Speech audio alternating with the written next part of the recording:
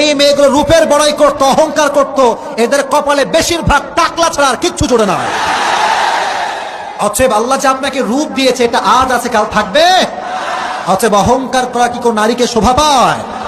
আল্লাহ নারীদেরকে অহংকার মুক্ত করে দিক, সকলেই পড়ে আমিন।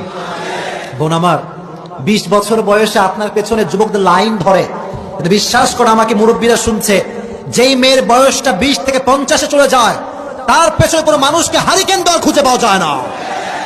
রূপ নিয়ে বড়াই করবেন না, সময় থাকতে ভালো যুবককে বিয়ে করার চেষ্টা করেন। আপনি টাকলা বিয়ে করলে টাকা পাবেন, R15 চড়বেন, এসির বাতাস খাবেন, সুখের সন্ধান আপনি কখনো খুঁজে পাবেন না। এই মেয়েগুলো রূপের বড়াই করতো, অহংকার করতো, এদের কপালে বেশিরভাগ টাকলা ছাড়া আর কিচ্ছু জোড়ে না।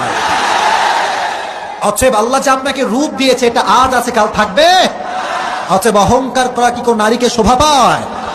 আল্লাহ নারীদেরকে অহংকার মুক্ত করে দিক, সকলেই পড়ে আমিন। বোন আমার,